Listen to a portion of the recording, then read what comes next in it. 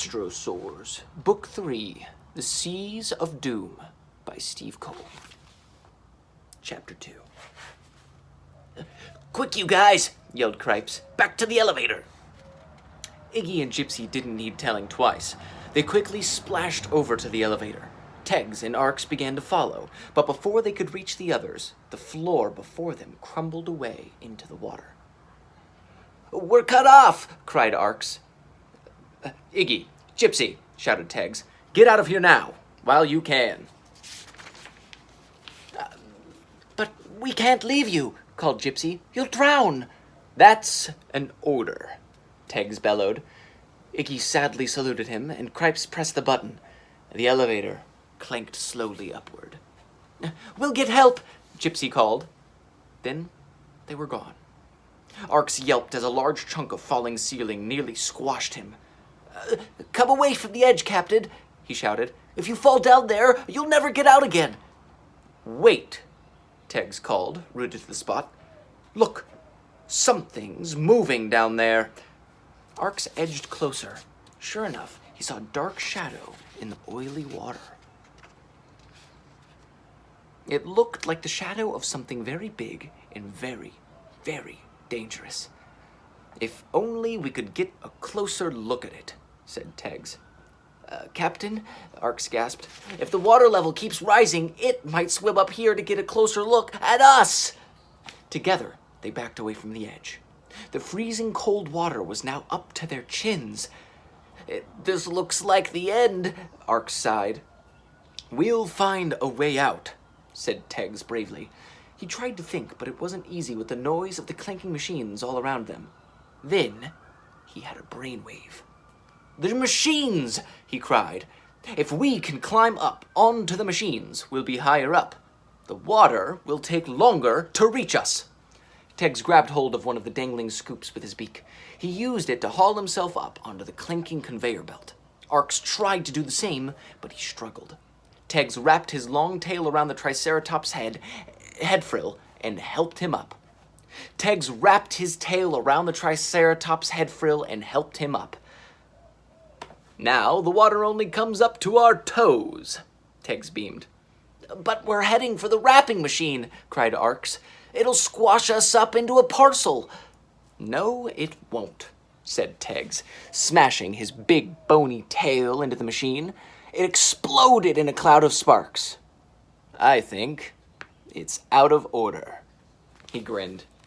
As the sparks died away, the machines suddenly stopped. The room fell eerily quiet. The only sound was the swoosh of the seawater beneath them. "I guess I caused a short circuit," said Tegs. "At least we could hear ourselves think now," said Arcs. He paused.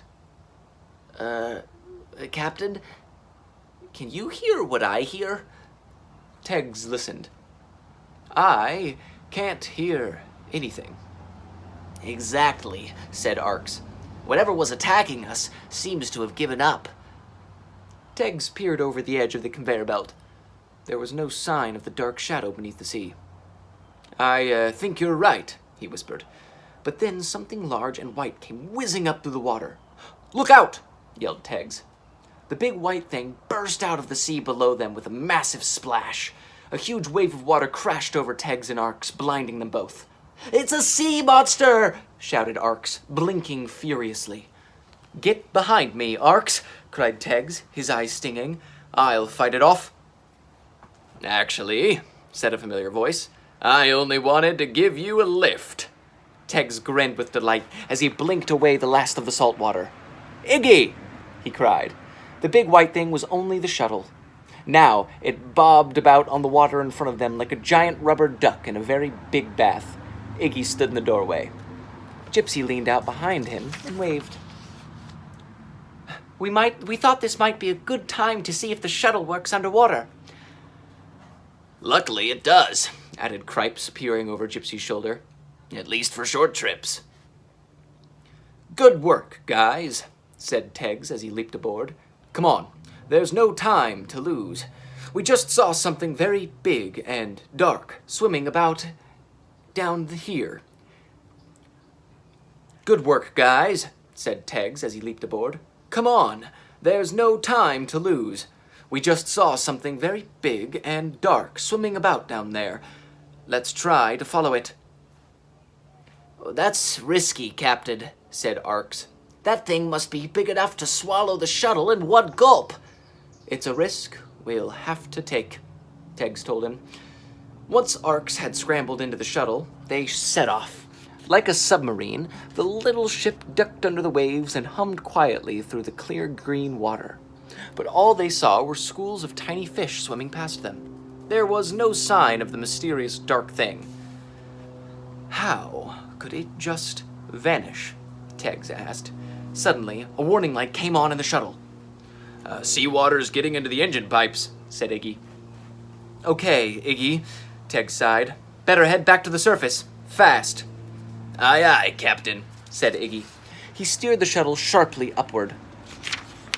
A few seconds later, it burst from the sea like a great white whale. The warning light went out, and everyone breathed a sigh of relief. Teggs turned to Cripes. "Is there somewhere we can go to plan out our next move?" "The nearest base is Sea Station 1, 50 miles north of here. It's where the fishing teams live while they're staying on Aqua Minor."